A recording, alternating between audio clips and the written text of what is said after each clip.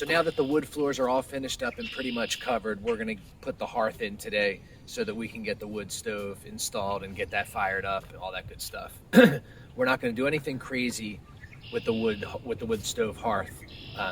We really, really like how the Shabin hearth turned out with that Regency stove, so we're pretty much going to do the same thing.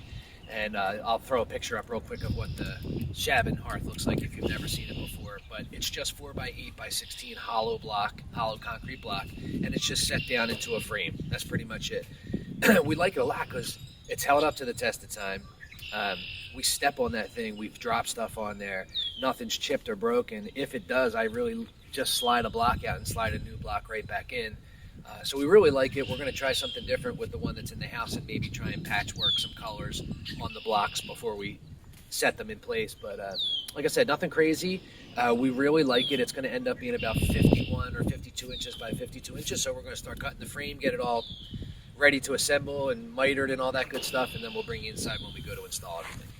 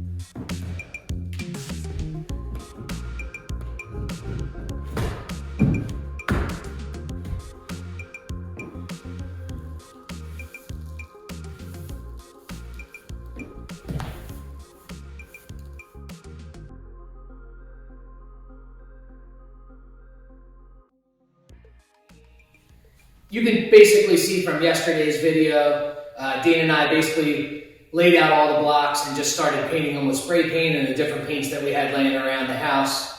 I can't say that Dayna was thrilled with how they looked when we were done. The blocks kind of stood out a lot from each other, and I don't think she was really feeling it. We were definitely going with trying to find like an earth tone meets pixelated kind of patchwork approach and just having some fun with the blocks. But I think they were just a little bit too differentiated from each other when we first painted them yesterday. Later in the day, we got some white paint on a brush, and we basically we were running white paint over the blocks and then using a brush, like a tire wire brush, to kind of whitewash the blocks so that it kind of dulled them down a little bit, but still left that color that was underneath of them to come through. It looked better. It just didn't look good on all the colors. So we kind of found a mix between both, or like a happy medium. So we did it to some blocks, so it toned down some of the greens that were a little obnoxious. Again, we didn't really have like too many colors to choose from. Spray paint in the store is sadly slim pickings these days, unless you want to paint something metallic hammered orange. But we also only had like marking paint and white and black here, and maybe a handful of other weird staining colors. So we were limited with what we had. So basically we whitewashed a couple and sprayed them and then washed them. And what we basically came up with was, instead of having like 7 or 8 distinct colors, we were able to basically blend different blocks and create almost 20 different colors. And it wound up looking a lot nicer when we looked at it late yesterday. And then we waited till this morning to kind of take a double look and make sure we were okay with it. And Dayna and I were both happy, so we decided to just go with it and get them all installed. So now that we have everything laid down in the hearth, we're going to set everything up so that we can try and use the dolly to pull the wood stove up on here. I think we're going to turn the stove around on the dolly so that when we come up forward, we can just try and lean it forward and drop it right in place. But we'll see how we make it out. Stick around.